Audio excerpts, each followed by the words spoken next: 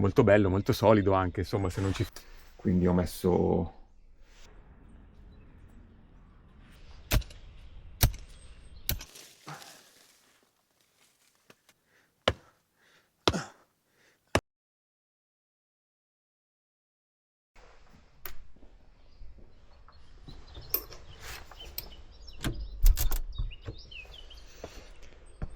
Ciao e bentornati al Chignedì. Oggi giornata splendida, c'è un bellissimo sole dopo qualche giorno di pioggia, ieri ha fatto anche 2 fiocchi di neve, però purtroppo c'è una brutta notizia, e una brutta notizia che diciamo mi aspettavo, che prima o poi insomma sarebbe dovuta arrivare.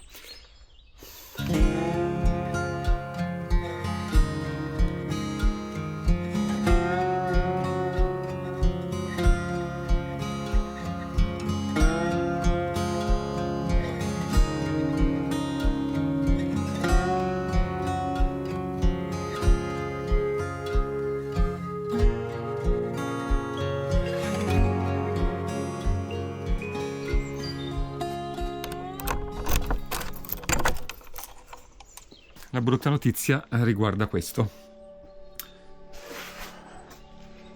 Eccoci qua, un bel crollo di muro. Allora, qui siamo dentro un casotto che è sempre stato usato in passato dall'altro proprietario per gli attrezzi. È un casotto che aveva costruito qui in sassi.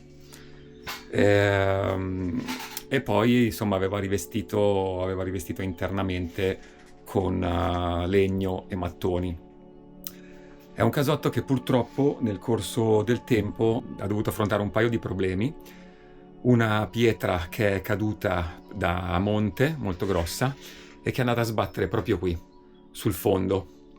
E ha creato appunto una rottura, una piccola crepa, diciamo nell'ordine di 20 centimetri, qualcosa del genere, che poi però, non essendo stata aggiustata nel corso del tempo e degli anni, ha aumentato la sua dimensione tra pioggia, neve, vento, caldo, umido, insomma la terra che spinge, e quindi piano piano è andata ad aumentare come dimensione. Allora, quando sono arrivato qui al Chignadì, c'era già insomma questa crepa. Ho puntellato in questo modo le travi che compongono, anzi che tengono su praticamente il tetto. Quindi ho messo questi a tutela del crollo completo. E niente, cosa succede? Che queste chiaramente hanno tenuto su tutto, però dall'altra parte, a furia di spingere e piovere e rovinare, si è andato a creare insomma il danno più grosso. Allora, com'è stato costruito in passato questo piccolo edificio? All'esterno ci sono i sassi legati insieme chiaramente, e che fanno da struttura grossa, portante in qualche modo. Poi il secondo strato è questo, sono le assi da armatura, quelle gialle per intenderci, che in qualche modo fanno da appoggio per i sassi, e infine hanno messo, per rivestire internamente, questi mattoni forati molto sottili, che però non sostengono niente, sono solo una questione estetica per attaccare, per poi far aggrappare l'intonaco. Infatti la struttura portante è data da 4 pilastri di legno, che sono qui, eccoli, 4 pilastri di legno in ogni angolo. Questo è l'altro, che a loro volta sostengono le 2 travi laterali che fanno da conclusione ai muri di perimetro. Poi ci sono per il tetto altre 3 travi, questa che è quella di colmo, e infine la terza che è uguale all'altra.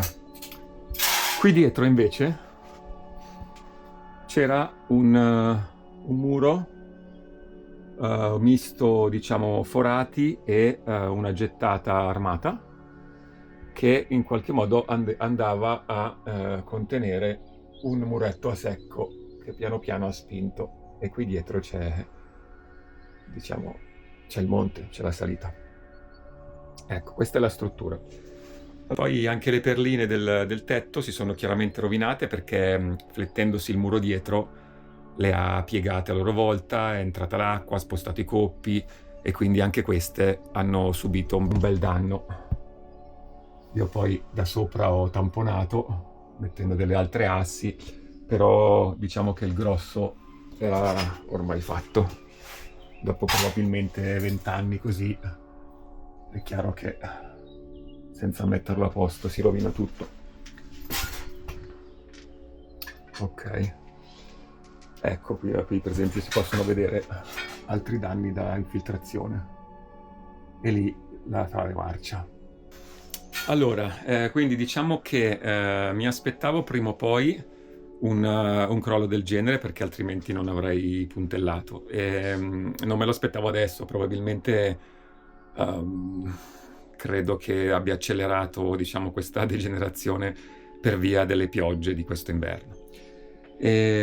Allora, quindi da un lato è sicuramente una brutta notizia perché adesso devo metterlo a posto, in quanto questa è a tutti gli effetti un pezzo di casa ed è uno spazio prezioso, molto carino anche perché è una mini baita, 3 metri per 3 circa, quindi di fatto è una stanza, anche a catasto fa parte assolutamente della casa.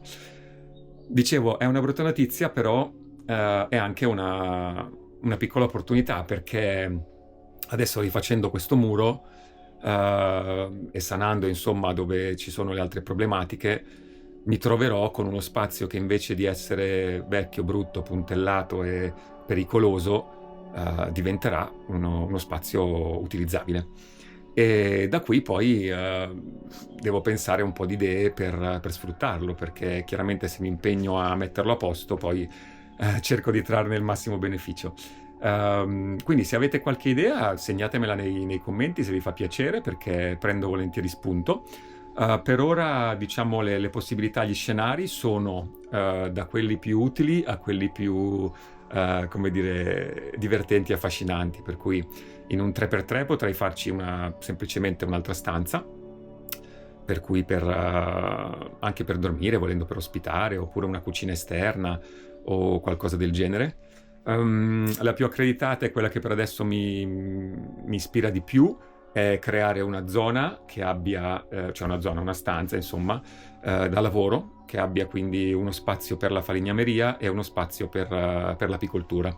In questo modo potrei mettere qui tutti gli attrezzi, lavorare anche quando piove perché è coperto, ed è un esempio insomma di utilità. O ancora potrei farci una piccola sauna, anche se chiaramente è magari l'ultima delle necessità, però è sicuramente interessante e affascinante come opzione. Oppure non lo so, ripeto, se avete qualche consiglio o qualche idea, lo accolgo volentieri, lo valuto. E niente, quindi una bella novità per il 2026, e che sicuramente, se decido di iniziare, mi porterà senza dubbio via un sacco di tempo ed energie che dovrò togliere necessariamente ad altri progetti, perché anche qui rifare il muro, portare il materiale eccetera, penso che avrà bisogno sicuramente di almeno un paio di mesi, e forse sono ottimista.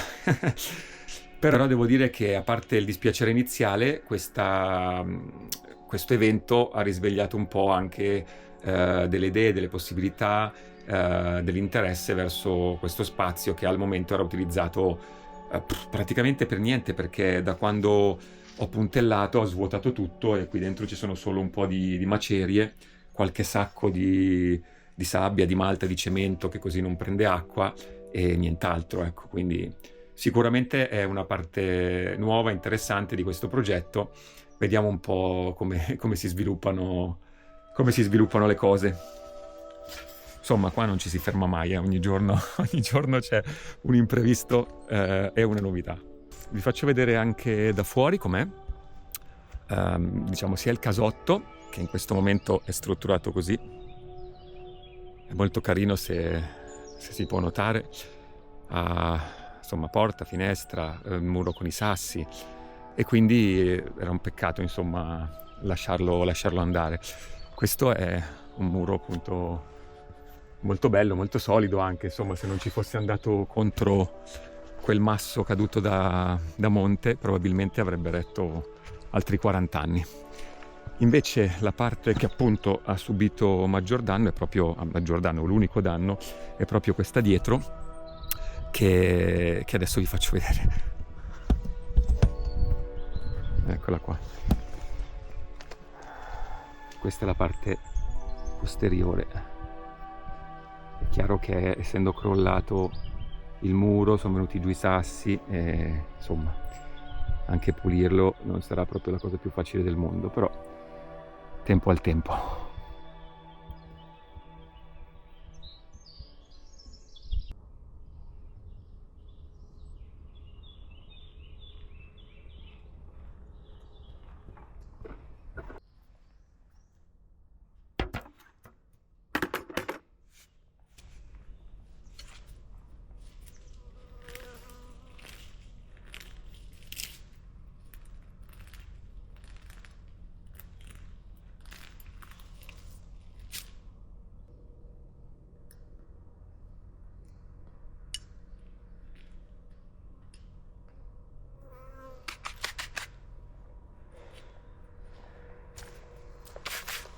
Avevo messo da parte un po' di letame di cavallo maturo, l'ho lasciato tutto l'inverno, è diventato assolutamente compost humus, molto bello, friabile, profumato, e adesso lo utilizzerò. Questa sarà la prima attività, diciamo, di giardinaggio, chiamiamola così, di orticoltura della stagione, perché vado a mettere a dimora 2 alberelli che mi hanno regalato.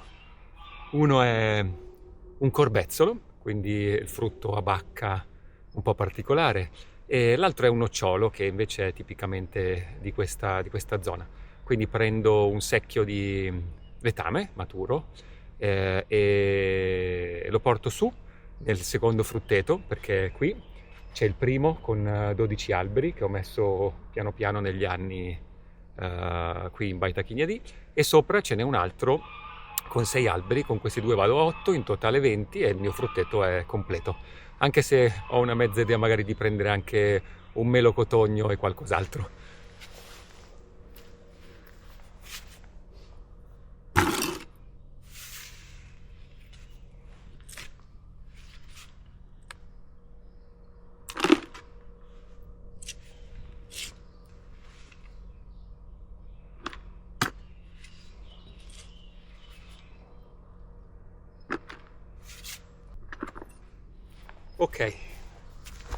Ok, questa dovrebbe bastare. Ne tengo ancora un secchio o due per l'orto, anche se quest'anno comunque appena i cavalli inizieranno ad andare al pascolo di nuovo ne raccoglierò altro.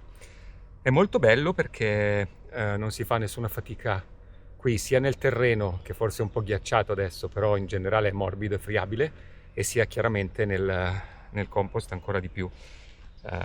Quindi è una terra molto, molto ricca, differente da quella che di solito devi magari scavare, molto più dura in pianura, o dove il terreno è particolarmente sfruttato.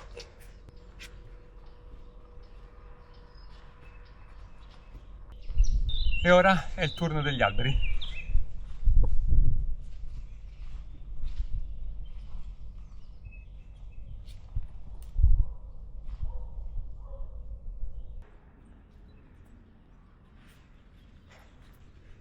Pensavo, bella la vita di montagna, ma quanti saliscendi. Andiamo a scegliere il posto. Ho deciso di cambiare posto a uno degli alberelli, perché nella parte che c'è qui, che rimane appunto un po' più libera così, un domani potrei magari voler costruire qualcosa, e allora preferisco lasciare un po' di spazio. Stavo notando che nonostante siamo a poco più di metà febbraio, stanno gemmando già tutti gli alberi. quello è un prugno, questo qui è un pero, questo invece è un melo. Melo mi sembra un pelino più indietro, ma sì, no, anche qua, anche lui sta partendo. Vedo che ho dimenticato qualcosa, l'anno scorso piccolina, però è ancora qua. Non l'ha mangiata nessuno, stranamente non l'ha mangiata nessuno. Qui abbiamo il pesco. Sul pesco vedo un po' di fatica perché non è riuscito a fare nessun frutto l'anno scorso e si ammala subito. Ecco qua. So che pesco e albicocco fanno fatica per via di malattie fungine, però sinceramente non mi fa piacere mettergli niente, quindi li lascio così e se producono bene, se no pazienza. Ecco, vi faccio vedere un pochino anche dalla piana alta com'è il panorama, perché da qua su praticamente non ho quasi mai fatto video, in quanto gran parte della vita di baita o comunque anche dei lavori che faccio, delle attività, si svolge un po' più giù. Comunque questo è il pezzo, è un altro pezzo piano di prato che c'è in alto. Io qui ho impiantato un piccolo frutteto con 8 alberi da frutto, poi inizia il bosco, qui è tutto pieno di rovi.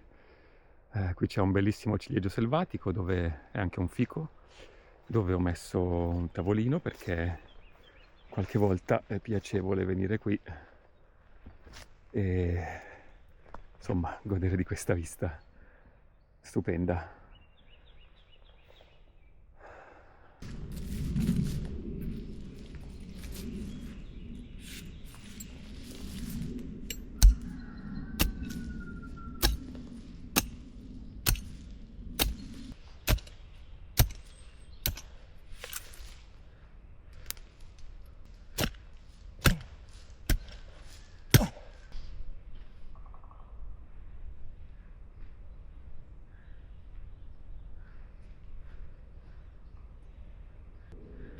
Vediamo se lo spazio c'è.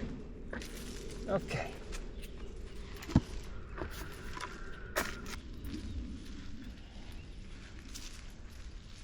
Rompo il panetto di terra per agevolare le radici ad allargarsi in orizzontale.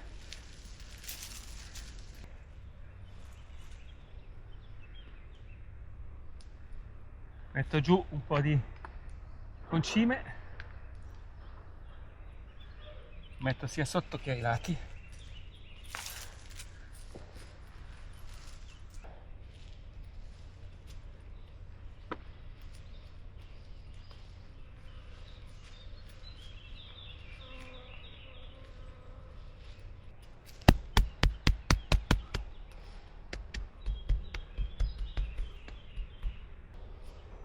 Questo è il pezzo dove in primavera e estate raccolgo le ortiche. Qui è tutto un campo pieno di ortiche per fare ravioli, pasta, pesto, sughi.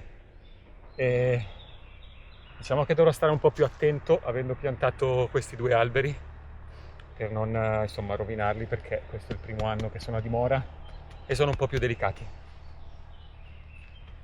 Ok. Corbezzolo, benvenuto.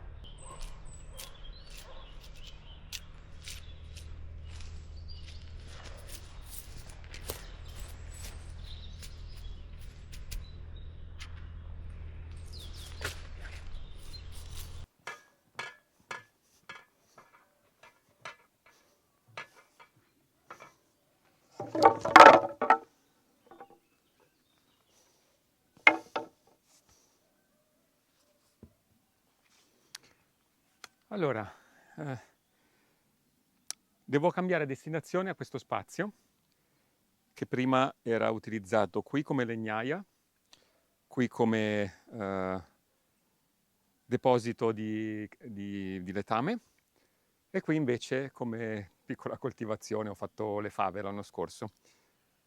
Invece adesso toglierò tutto, sposto il letame dentro dei secchi, lo porto da un'altra parte e metto una palizzata qui perché lo voglio usare come contenitivo, quindi metterò una palizzata, delle assi, in modo che tutto il materiale che appoggio qui venga contenuto appunto in questa parte, quindi sarà presumibilmente il posto dove metterò i coppi, le tegole, i sassi, tutto il materiale di risulta da riporto del muro, insomma, che è crollato. E poi valuterò se spostare anche il sentiero. Adesso il sentiero passa da lì per andare alla piana alta e valuterò se farlo passare invece da lì. Quindi in quel caso lo spazio vicino al casotto qui a lato diventerebbe una legnaia o comunque una tettoia leggermente prolungata rispetto al tetto della casa. Quindi non mi resta che mettermi al lavoro.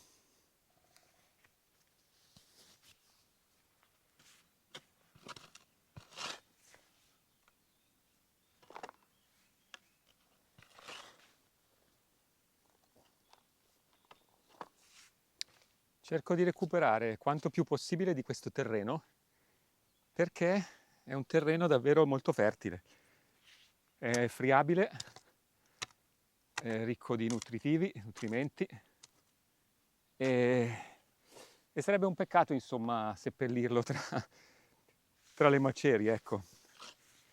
Vedi, è tutto perfetto, è un compost bellissimo e lo userò probabilmente, questo pezzo finale lo userò nell'orto oppure per le fragole che tra poco dovrei mettere in vaso. E dico tra poco perché secondo me quest'anno la primavera è un po' in anticipo, perché non so se si sente dal video, ma c'è proprio un suono in sottofondo di uccellini di bosco. Questo rumore che ogni tanto si sente, questo trrr, è il picchio. Ci sono le prime lucertole che si muovono sui sassi, le moraiole, e le api hanno iniziato a volare. Oggi mentre mi preparavo sono arrivate alcune api sul tavolo dove c'erano degli accumuli di acqua a bere. E niente, insomma, finalmente c'è un po' di sole dopo qualche giorno, per cui è il primo assaggio di primavera probabilmente, anche se siamo a fine febbraio. Quindi tra poco proverò a mettere giù qualche pianta, forse un po' in anticipo, forse a rischio, però vediamo. Vediamo, magari questo lo metto nei vasi.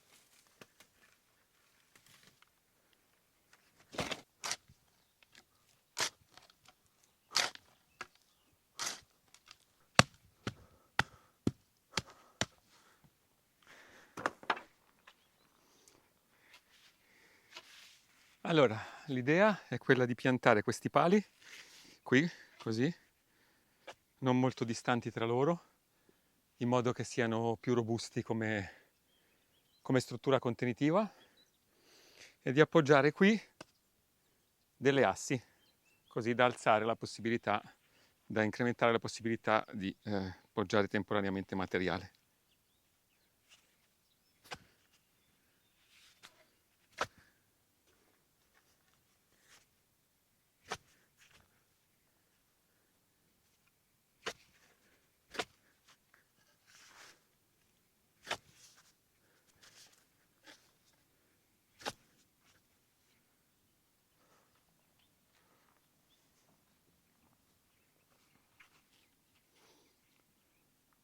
Ok.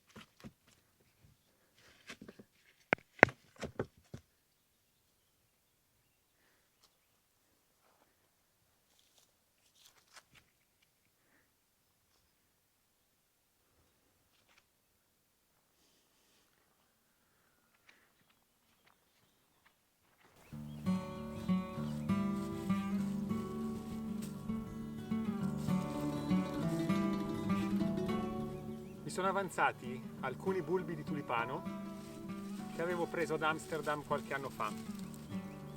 Quelli che avevo già piantato stanno nascendo, però con le piogge è andata via un po' di terra dai vasi, adesso rabbocco e aggiungo altri bulbi.